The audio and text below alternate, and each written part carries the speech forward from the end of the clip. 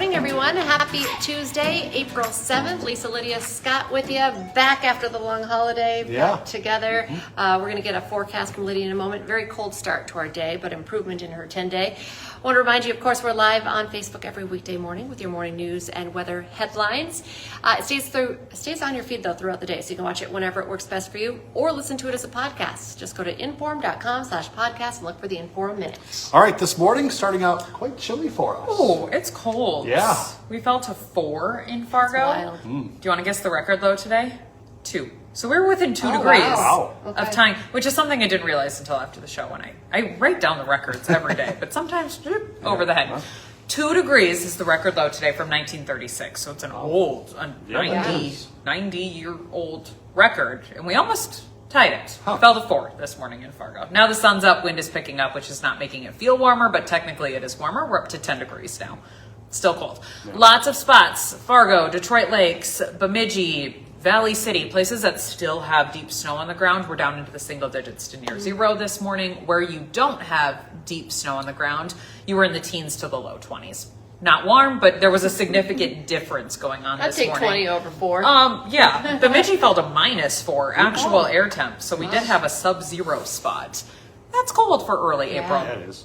This morning we get some sunshine. Clouds are thickening up from the west. We'll go mostly cloudy today. Quite breezy out of the south-southeast, gusting 30 to 35 miles an hour. But because it's out of the southeast, it's a little bit of a warming wind, and we'll do about 10 degrees better today compared to yesterday. Topped off at 27 yesterday. That's really chilly. Yeah. We'll go 38 today. With the wind and the clouds, though, I don't think it's going to feel like a sunshiny, calm 38, but it's technically better. We're into the 40s tomorrow. Little clipper system slides on by. It's actually moving through southern Canada. We're just kind of getting the cold front, if you will. We'll see some scattered showers tomorrow morning, moving in from the west to the east really overnight tonight into tomorrow morning. So windshield wiper weather for some of us for your Wednesday morning drive. Mainly rain to the south. I do think snow up to the north, northern Minnesota, kind of north of Highway 2 with 1 to 2 inches. Not a big snow, but this time of year we're done with the snow. Yeah, we're mentally checked out. All right. So enough of that. Yes, a little bit of light snow accumulation in northern Minnesota tomorrow. Some scattered rain, light snow showers around as we go throughout Wednesday afternoon, Wednesday evening, just kind of the tail end of the system sliding through. It should get lighter and more isolated later in the day. Very windy tomorrow, gusting 40 to 45. Probably some gusts greater than 50 miles an hour, western, southwestern North Dakota. So it's a little feisty system. That'll keep our temperatures in the 40s tomorrow, near 40, cloudy, still quieter into your Thursday. Friday, I could talk about for a long time, even though there's not like a ton of things to talk about. It's sunny, 50s, relatively light winds. Sweet. Looks much better. Good. A sigh of relief that we all deserve. Yeah. After getting walloped with snow last weekend. It was like a spring weekend and then a winter weekend, and now we're back to a spring weekend. It's just the one happened to be on Easter, which is a little meh, but anyways, this coming weekend looking better. Sunny, mid-50s, wind right now, I'm thinking 10 to 15 miles an hour, so not terrible. Maybe a slight breeze on Friday afternoon. Saturday, we'll spend most of the day dry. We'll watch for increasing clouds and a chance of showers overnight Saturday into Sunday. 50s on Saturday, I think 60s on Sunday. Oh, wow. Yeah. Okay. Not perfect 60s because there will be some showers around, but at least warmer. We're going to really melt away the snow pretty quickly here as we go through the week into the weekend. Potentially a rumble of thunder on Sunday. Like I said, like really going spring, full swing of spring by the time we go into the weekend. Temps next week take a little bit of a hit, some 30s, 40s to start the week before we're back to 50 by about the middle of the week. So we're, in general, working our way Getting there, hopefully. toward a warm up. Yeah, I don't see any big snowstorms. Again, there's a couple inches possible in northern Minnesota tomorrow morning, but I don't have any big snows. No Colorado lows. Okay. We'll take it. That's good. Okay. Nice. I think that's all. Thanks guys. Lydia. Okay, to our news headlines now. Investigators are deciding their next move in the search for a missing Wahpeton man. 73-year-old Alfred Oden was seen on surveillance camera inside the Casey's gas station in Valley City around 8:30 Wednesday night. He stopped there and texted his son a few minutes later to say he was finding his way and was headed home, but he has not been heard from since. Alfred's son tells us that his father has dementia. He went to Fargo last Wednesday, but instead of driving home like he intended, he actually drove to Valley City. Police are still looking for Alfred's teal pickup with a red topper. If you know or see anything that could help find him, please call police right away. This morning, a Moorhead woman is expected to plead guilty in connection to the death of a 3-year-old boy that she was caring for. Cheyenne Erickson is charged with second-degree murder in the case. Her former partner is serving a 20-year sentence after pleading guilty to murder in this same case.